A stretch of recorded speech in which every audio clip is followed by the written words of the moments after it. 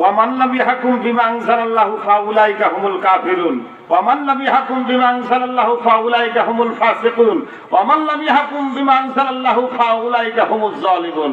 জোরে বলুন আল্লাহু আকবার। আমাদের দেশে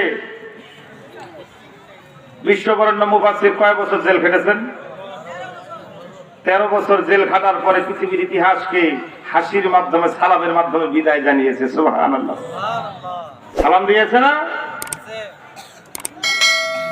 এই ইউসুফ আলাইহিস সালাম একই পরিণতি হয়েছে। আপনারা শুধু মিলাবেন। কোরআন শুনতে এসেছেন, শুধু লাড্ডুর মতো, রসগোল্লার মতো গিলে খাবেন না, ঠিক না বেটি? মিলাবেন। ওই ধানের গাছের মতো ময়না গাছও থাকে, ঠিক না বেটি? আপনি যদি সেটাকে লালন পালন করেন তাহলে ধানের গাছ কোনোদিন ভালো হবে না। ভুল বললাম নাকি ভাই?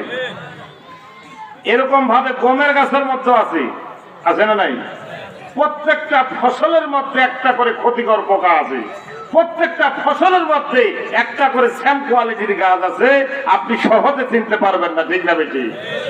মুসলিম ঘরে জন্মগ্রহণ করে, মুসলমান মায়ের পেটে দুধ খেয়ে, মুসলিম মায়ের কোলে চড়ে, মুসলমানিত্ব দাবি করে, কোরআনের হাফেজের সঙ্গে, আলেমের সঙ্গে, ইসলামী আন্দোলনের সঙ্গে বিরোধিতা করছে।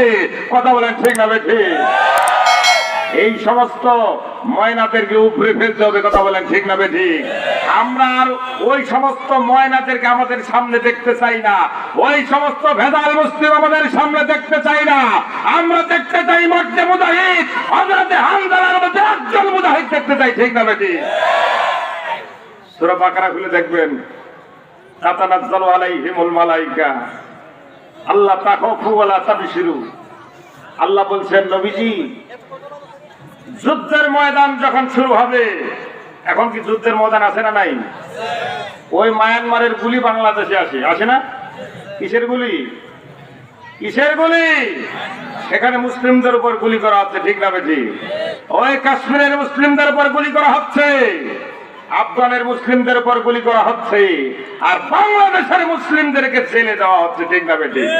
গোটা দেশে চলছে একটা চক্র। আল্লাহ বলছে, ওয়া মাকারু ওয়া মাকারাল্লাহু ওয়াল্লাহু খায়রুল মাকিরিন।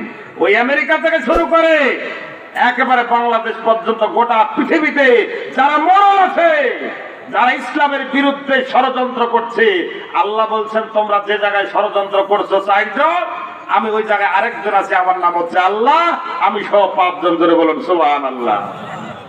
তবে তোমরা শুনে রাখো, ওয়া মাকারু ওয়া মাকারাল্লাহ ওয়াল্লাহু খায়রুল মাকিরিন। অতীতেও যারা, কথাটা ভালো করে শুনবেন, অতীতেও যারা নবী রাসূলের বিরুদ্ধে ষড়যন্ত্র করেছো, নবী রাসূলের বিরুদ্ধে ষড়যন্ত্র হয় নাই?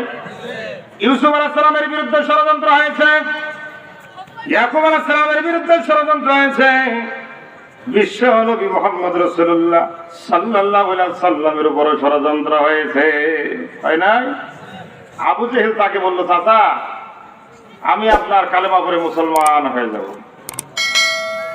সরে বলেন না আলহামদুলিল্লাহ। আলহামদুলিল্লাহ বলেন না, কারণ আছে, আবু জেহেল মুসলমান হবেই না, ঠিক না বেটি? আমাদের সমাজে কিছু মানুষ আছে, টুপি আছে, দাড়ি আছে, পাগড়ি আছে, সব আছে, কি সুন্দর ইসলামের বিরুদ্ধে কথা বলে, ঠিক না বেটি? 5 ওয়াক্ত নামাজও পড়ি না, ভুল বললাম ভাই? আর কিছু মানুষ দেখবেন দাড়ি নাই, প্যান্ট শার্টিং করে, টাকনুর উপরে কাপড়টা থাকে, ইসলামের জন্য জীবন দেওয়ার জন্য প্রস্তুত থাকে। কথা বলেন ঠিক না বেটি? তোমার চুপ্পার কোনো দাম নাই, যে তো আল্লাহর কোরআনের বিরুদ্ধে কথা বলে।